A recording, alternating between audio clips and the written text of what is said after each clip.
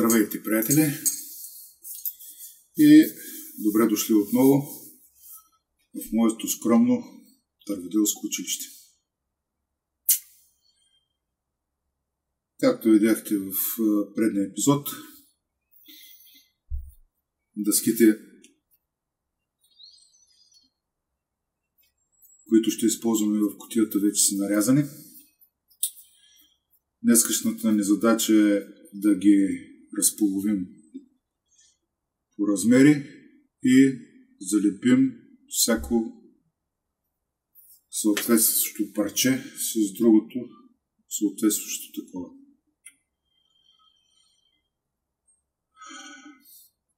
След което, докато съхнат, ще направим малко профилактика на рендетата, металните специално, и ще заточим малко ножове на рендетата, които смятам да използвам в този проект.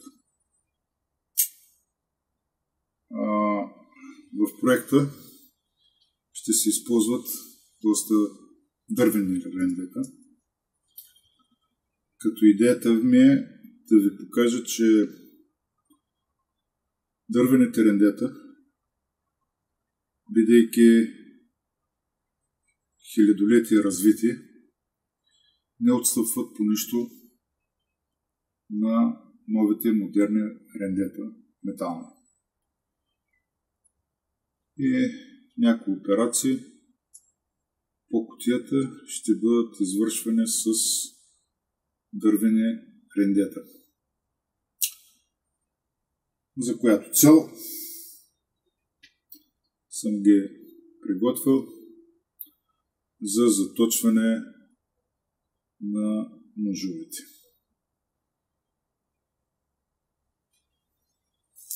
Все още не съм решил какви да бъдат снатките по кутията,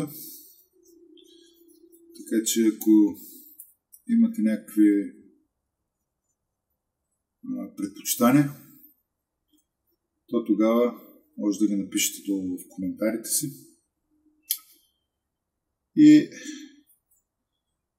да ги направим, да ви ги покажа.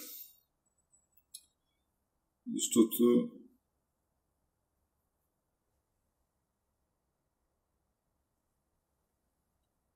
няма да използваме домино,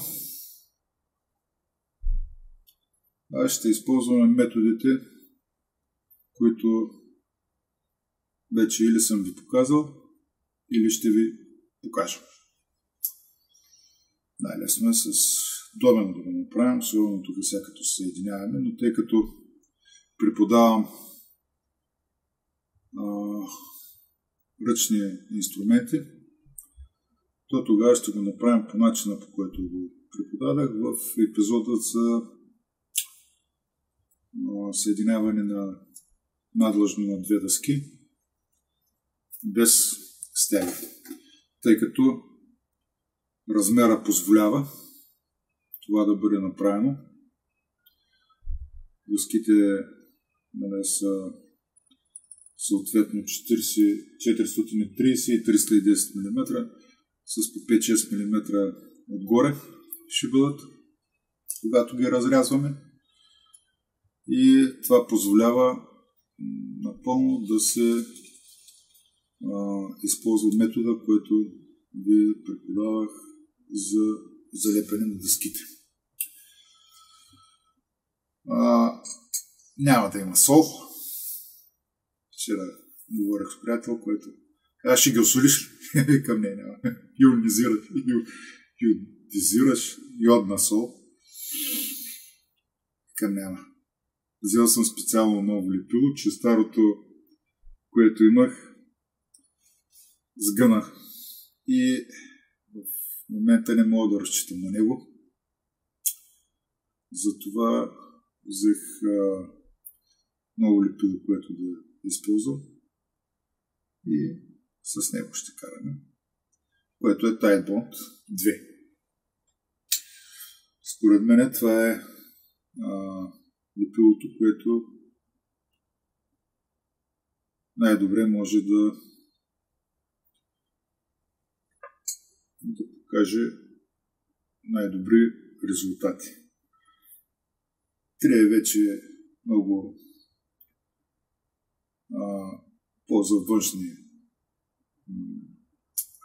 за външни мебели и за външни конструкции, защото е водоустойчиво, а на нас чак толкова водоустойчиво не трябва.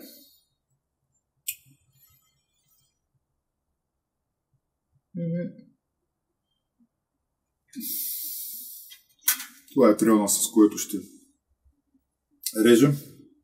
Няма да режем на маса, няма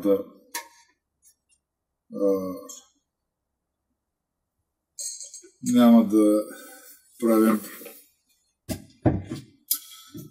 някакви, кой знае какви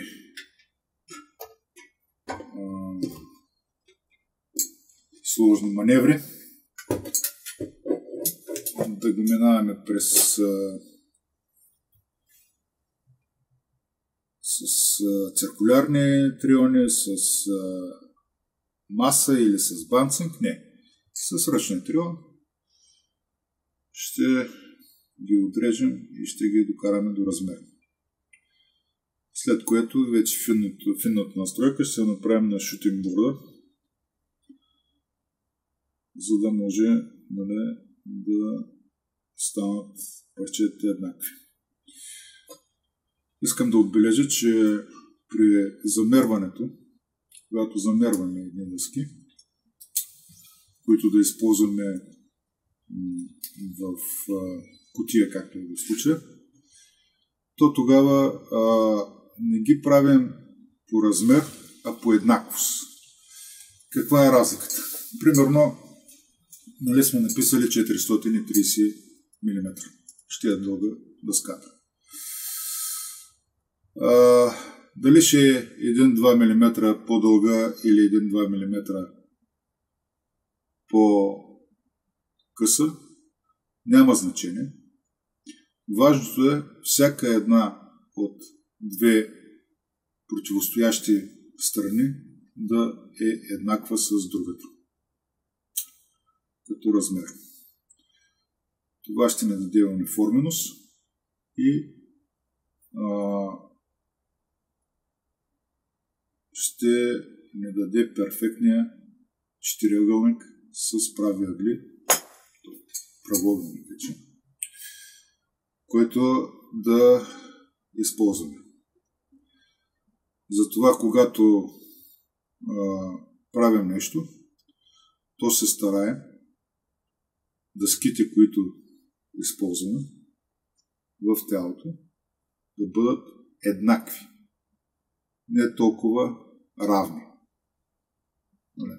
Еднакви на дължина.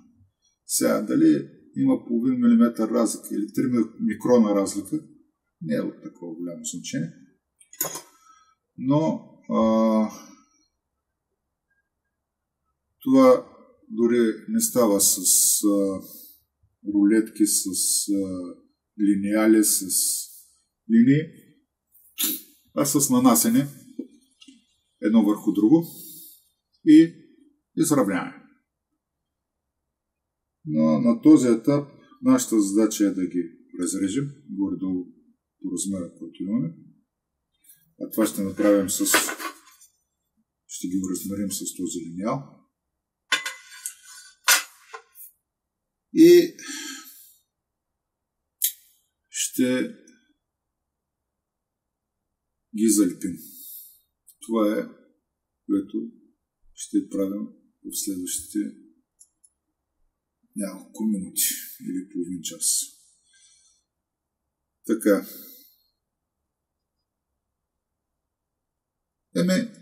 Това е. Нека да започваме тогава и да видим какво ще направим.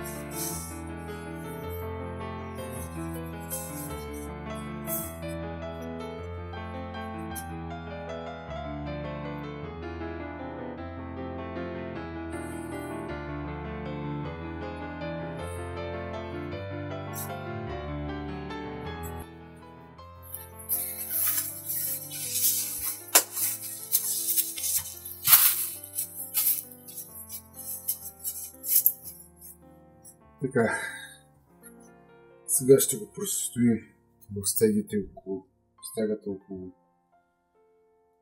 30 минути и след това ще го свалим и ще направим следващото. И така, следващите 2 часа това ще ми е занимавката. И ги подравнем, ги оставим на спокойствие и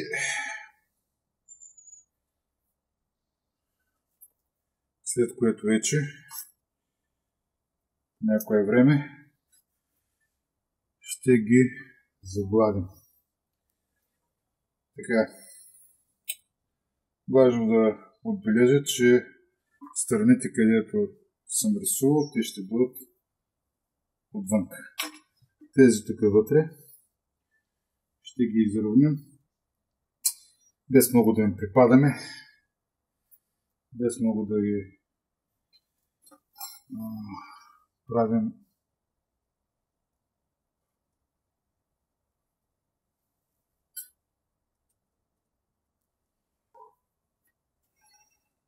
обитало, защото те ще бъдат от вътрешната страна и де-факто няма да бъдат видими. Страните, които ще се виждат, ще бъдат перфектно направени. Не ще се постараем да ги направим перфектно, докато тези отзад, които не се виждат, тях ще ги изравним, да няма, но няма да им припадаме, да ги правим огледални. Добре. Да ги оставим сега за половин час да починат, пък после ще му мисля.